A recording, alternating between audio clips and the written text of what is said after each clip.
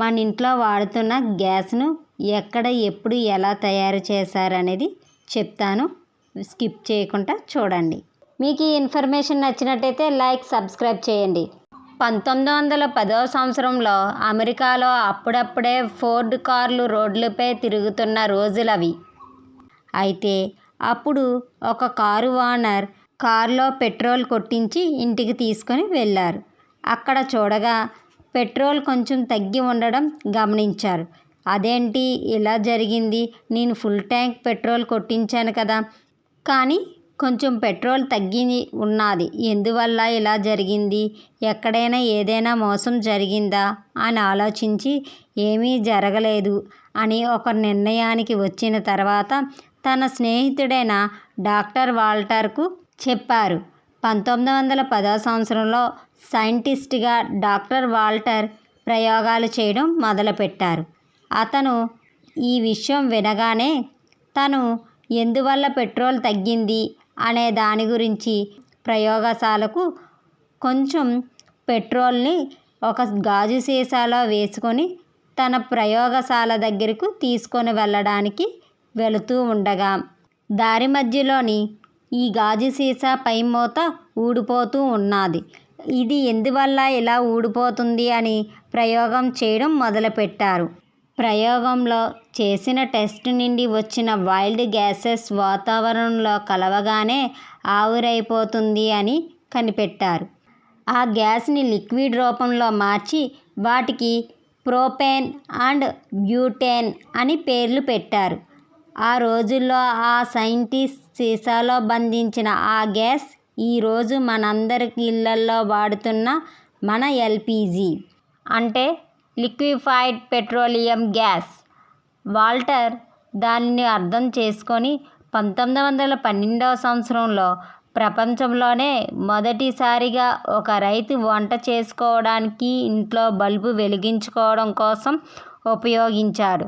ఈ గ్యాస్కి ఉన్న ఫ్యూచర్స్, డిమాండ్స్ని అర్థం చేసుకొని వాల్టర్ తన ఫ్రెండ్స్తో కలిసి 1912వ సంవత్సరంలో ప్రపంచంలో మొట్టమొదట ఎల్పిజి గ్యాస్ కంపెనీని ప్రవేశపెట్టారు.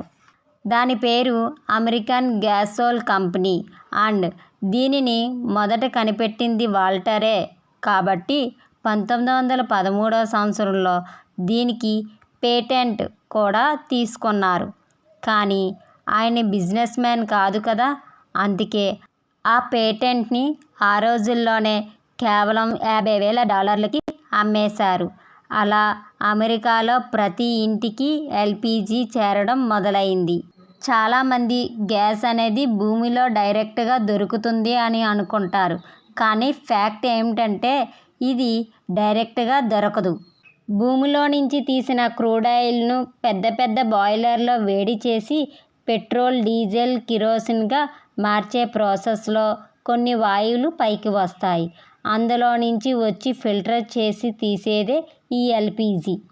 అయితే న్యాచురల్గా కూడా గ్యాస్ దొరుకుతుంది కదా అని మనం అనుకోవచ్చు. కానీ దాన్ని మీథేన్ అంటారు. భూగర్భంలో నుండి తీసిన మీథేన్ గ్యాస్లో ప్రోపేన్, బ్యూటేన్ కలిసి ఉంటాయి. సో వాటిని సెపరేట్ చేస్తేనే ఎల్పిజి గ్యాస్ తయారవుతుంది. ఇప్పుడు మనం ఉన్న పరిస్థితిలో గ్యాస్ ఎంత ఇంపార్టెంట్ అయిందో మనకు తెలుసు. ఇండియాలో డొమెస్టిక్ పరంగా పెద్దగా షార్టేజ్ లేకపోయినా సరే హోటల్స్కి గ్యాస్ సప్లై తగ్గిందని చెప్పుకోవచ్చు. అయితే ఇక్కడ అందరికీ రావాల్సిన డౌట్ ఏమిటంటే మన దగ్గర రిలయన్స్ లాంటివి అతిపెద్ద పెట్రోల్ రీఫైనరీ కంపెనీలు ఉన్నా సరే మనం గ్యాస్ కోసం ఎందుకు మిడిల్ ఈస్ట్ మీద డిపెండ్ అవుతున్నాం? దానికి ఆన్సర్ ఏంటంటే రిలయన్స్ లాంటి కంపెనీలు కొన్ని 1,00,000 టన్నుల ఎల్పిజి గ్యాస్ని ప్రొడ్యూస్ చేస్తున్నాయి. కానీ అసలు ప్రాబ్లం ఏమిటంటే మన పాపులేషన్ 140 కోట్లు దాటిపోయింది. ప్రతిరోజు ప్రతి ఇంటికి గ్యాస్ స్టవ్ వెలగవలసిందే.